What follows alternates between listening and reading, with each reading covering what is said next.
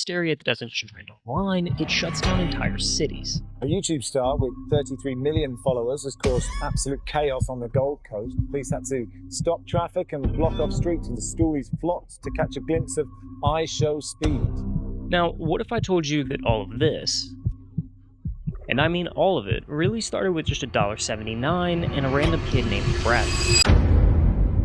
Most YouTubers have a ceiling, a limit to their reach. Even the biggest creators, millions of subscribers, sold-out theaters, viral moments, they all exist within a defined space, a realm of possibility.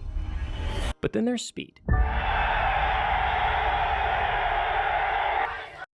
We can all confidently say that right now, especially because Kais and that seems to have been giving up streaming, like, Speed is the king of streaming, bro. Like, this guy's content bagging this, the way he's providing content, going to Africa and dismantling certain type of beliefs that the media is actually painted against Africa. Bro, this guy is powerful. His influence needs to be studied, and bro, we need to keep on supporting him. Even though sometimes, obviously, he does move mad sometimes, you know what I'm saying?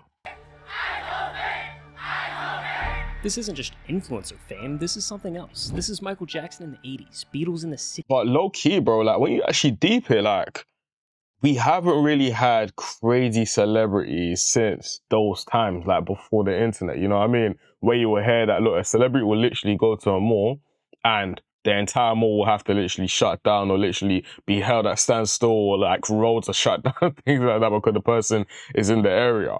We only have a handful of artists that can do this, that, for example, before they even go to a country or they go to somewhere, they literally have to inform the people in the country saying, yo, I'm coming to your country, this is gonna happen, etc. You know what I mean? Like, bro, the type of influence this guy has is ridiculous.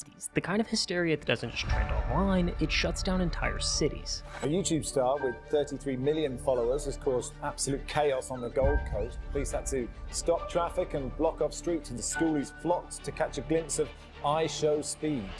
Now, what if I told you that all of this, and I mean all of it, really started with just $1.79 and a random kid named Bradley? What do you mean? The date is March 26th, 2022, and this is Darren Watkins, a 17-year-old kid who's better known online as iShowSpeed. At this point, he's doing pretty well for himself. 6 million subscribers, a loyal fan base, and a reputation for being loud, unpredictable, and completely unfiltered. But in the next 10 seconds, Speed's trajectory is going to change forever. He just doesn't know it yet. Bradley donated £1.79 through Super Chat. What soccer football team do you support? Cristiano Ronaldo, Suey. 3 words: Cristiano Ronaldo, Suey. A simple answer, a throwaway moment. But what Speed didn't realize, what nobody realized, was that this wasn't just another clip. It was a portal, a gateway into a world far bigger than anything he'd ever known. Why? Well, because football. No, not that football, this football. See, most Americans, we live in a bubble, and to us, football means Tom Brady, tailgates, and Super Bowl commercials. But outside of the US, football isn't just another sport, it's a religion. Like, for real. Do you know what it is, yeah? I love America, and again, majority of the audience watching is American, innit? I love you guys so much, but I generally believe America is such a great country because the self-importance that you guys have, like, you guys literally believe that, bro, America's the best country in the world, and you'll do anything to protect that type of image. But you guys don't realize, yeah, that at the same time, yeah, it makes you guys great, but at the same time, it kind of makes you guys, to the rest of the world, kind of be like, yo, like, are these guys okay? Like, you know, the world is way bigger than this country right here, you know? Because deep it, look, when you look at, for example, how other countries understand what's going on in America and culture, etc., versus how Americans see other countries and things like that, you start to realize that there's a tiny bit of ignorance there. You know what I mean? And I say it respectfully anyways. It's one of those ones where, for example, me as someone that obviously I live in the UK, I'm from London, so on and so forth, I could say that I understand American culture way better than the average American will understand, for example, British culture, because you guys don't necessarily care. Whereas us, man, we grew up on your culture. We grew up on hip hop. We grew up on, you know, entertainment. You guys are the biggest when it comes to music and entertainment and things like that. Do you know what I mean?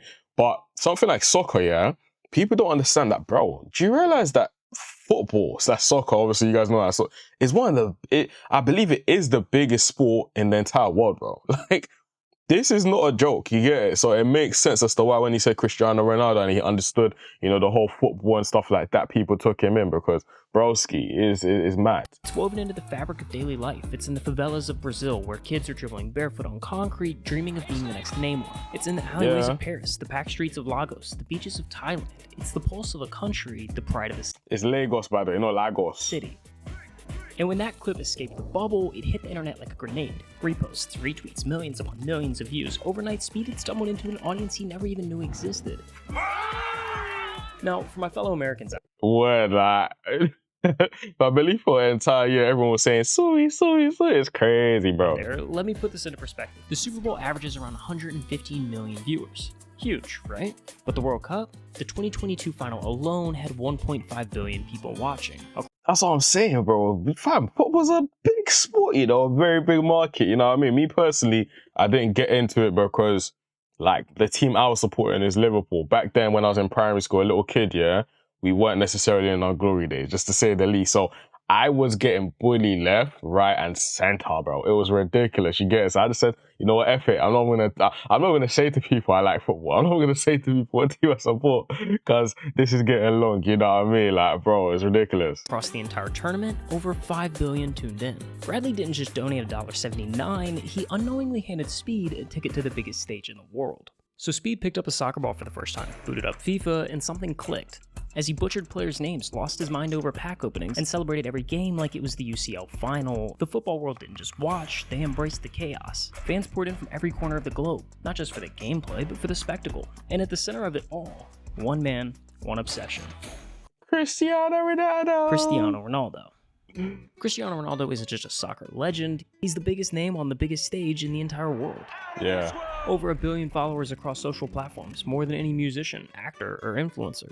To millions, he's not just a player, he's a symbol of greatness. Do you know what it is, yeah? It's even to a point where there was once upon a time where everyone was saying Messi versus Ronaldo when it comes to, obviously, football, and it's still a conversation that people have till this day. But I genuinely believe that people in the future are going to say that Ronaldo was way better because of the extra factor, you know, the whole social media branding, the whole leaning into it, having a YouTube channel, having an Instagram, so on and so forth, and leaning into all these type of things that the world cares about right now, and this whole new world of, you know, entertainment, etc. It's similar to when David Beckham, you know, when back then, as a football player, you had to literally focus on football, bro. Like, if your coach found you doing anything outside of football, they will say, oh, you're unfocused, and they will literally either punish you, put you on the bench, so on and so forth. But David Beckham was one of the first people ever to be sick at football, plus also lean into what it meant to be a celebrity. You know what I mean? So he became a legend automatically, one of the first to ever do it. And I think following that type of legacy, Cristiano Ronaldo, his team, like, they need to be commended for what they've done with this man's career. I can't lie. And Speed built his entire And the guy loves football, bro. He loves it. Oh, bro, the guy's amazing. persona around him.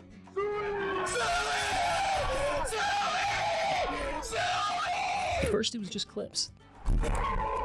Then it became hit songs, music videos, and even CR7 tattoos. Soon, every stream, every viral moment, every suey, it was all leading to one defining moment. Yo, chat, y'all think one day I'll meet Ronaldo, y'all? I want to meet him one day, bro. 2009. Speed went from a fan to a fanatic. His obsession with Ronaldo consumed him, turning a dream into a mission. He was going to meet his idol no matter what. And before anyone realized it, Speed wasn't just reacting to everything Ronaldo, he was chasing him across the world. From the FA Cup in London to the World Cup in Qatar, he flew across continents, screaming from the stands, desperate for Ronaldo to notice him. And every time he failed, it was like a match hitting jet fuel. The fire didn't just grow, it erupted. The chase had grown into a movement online. Fans weren't just watching, they were invested. They wanted it to happen, they needed it to happen. And the hype got so loud that even Ronaldo's own teammates took notice. Okay. Yeah. Answer this truthfully, okay? Truthfully. Yeah. Does Ronaldo know me? Yeah. This pursuit really pulled Speed out from behind the desk and removed him from the same video game focused path that most streamers follow. As he hopped from country to country, from training sessions to sold out stadiums, this IRL format unlocked his full potential. His chaotic energy wasn't just entertaining, it was electric. With 17 million subscribers now rallying behind him, the chase wasn't just a dream anymore. Why does he do that, bro? Why does he jump into his camera, bro? Like, and do why? You know what I mean? Like, it's made him mad successful, but bro, like that's some mind games, fam. It was destiny, following a 3-0 win over Bosnia, a stadium of Portugal fans buzzing with energy, and deep in a parking garage after months of chasing, screaming. Speed's dream finally became reality.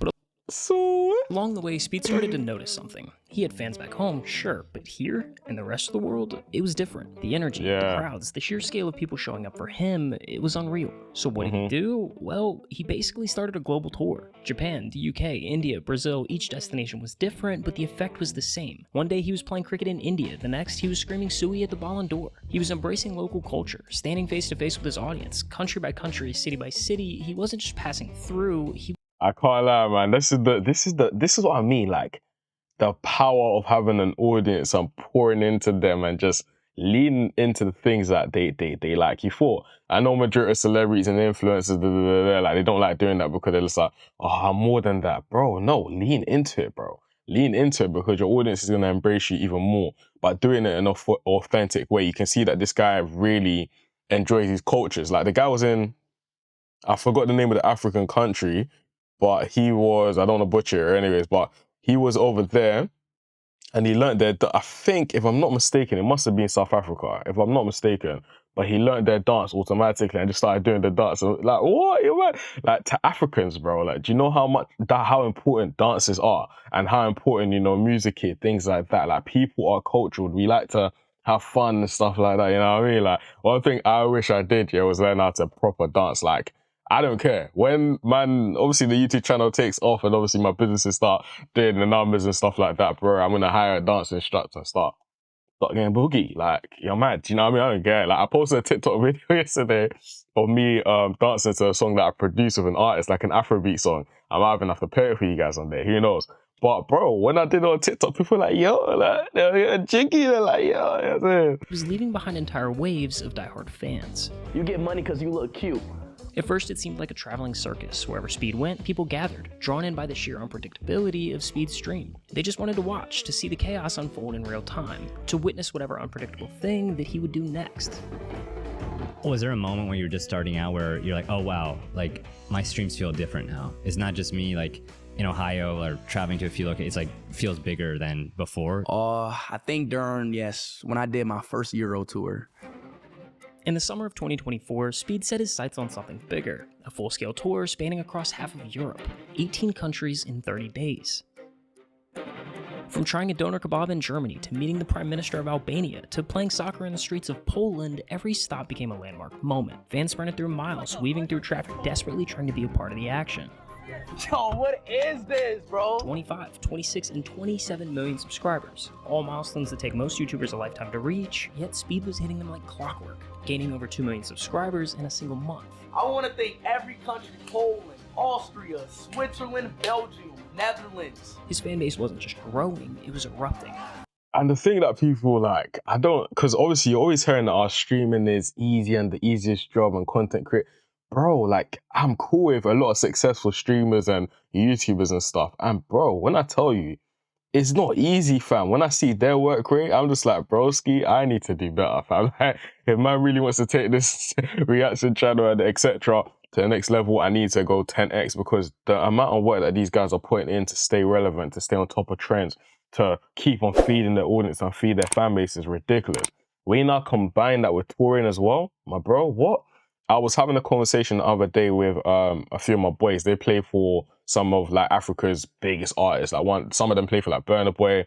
Some of them at the current moment, they play for Ashake whenever he's around like London or Nigeria, them type of sides, etc.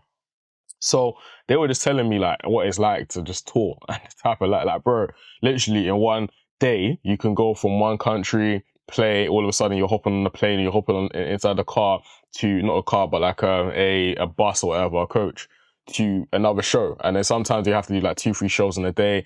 Bro, it's hectic, fam. Sometimes they have to get off the plane, go direct to the show, do the show. They see their hotel straight after. They sit there for like maybe 3-4 hours on to the next. Like, it's not an easy life, bro. It's not an easy life. So when you're combining the best of both worlds, which is touring, plus obviously streaming, content creation, bro, it's not easy, man.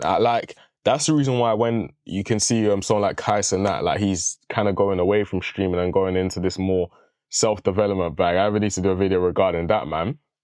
People are bullying him. It's sad, but it's kind of understandable as to why he wants to take a break, because when you're hitting these type of milestones so quick, bro, it's hard, man. I can only imagine. You feel me? So the fact that Speed is just staying consistent and keeps on leaning into it, etc., you got to appreciate his work rate, man. This guy, he's the best at what he does, man.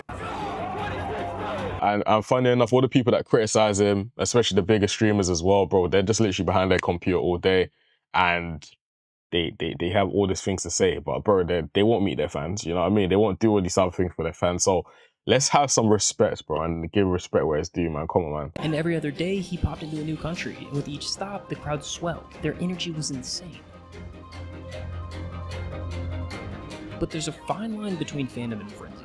One wrong move, and chaos is just a heartbeat away. And in Norway, Speed was forced to learn this lesson the hard way. Bro, we gotta call the police, bro.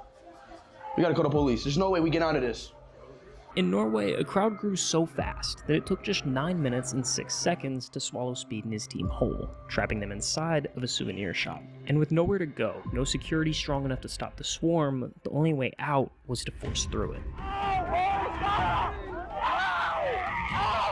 But Norway wasn't an anomaly. It was just a more extreme version of something that had been happening across Europe. Wow. Everywhere Speed went, fans didn't just want to see him, they wanted a piece of him. They lunged at him, clawing for anything they could grab. His hat, his shoes, even his hair. It wasn't just excitement, it was desperation. A chance to touch internet royalty, to leave with a souvenir proving they'd been there, that they had met Speed. No. What? Cities weren't prepared, security wasn't enough. In Speed, he was in the middle of it, trying to navigate the madness as the walls of people closed Yeah, this is the stuff I can't do. This is the reason why I respect people that speak, and I can't do this shit. What the fuck? around him. Move out the way! Stop banging! You like the Beatles. You like Michael Jackson. When you go, like when LeBron, when I see these NBA players go and they go to Indonesia and they go to Asia and the thing is, bro, the guy is mad humble as well, bro. Look. you like the Beatles. You like Michael Jackson. When you go, like when LeBron, when I see these NBA players, Like, look, bro just wearing Under Armour. He got, you know, like, bro just wearing calm stuff that you see on an everyday. I think he was saying, like, for the first 2-3 years, he ran up so much money that, you know, he didn't actually buy his first, like, car. Bro, like, the guy's humble, bro. That's what I like about him a lot, man. But my people, them, if you vibe with the content, you like anything I've said, literally just leave a like. It helps me boost up the algorithm. Subscribe as well. Trying to grow this all the way to the moon and get them speed type of numbers, you know what I'm saying? I'm going to need you guys to support the channel, you know what I'm saying? Outside of that, comment anything you guys want me to react to, anything I may have missed out on. I do read and respond to the comments, and yeah, I'll see you guys in the next one. Peace.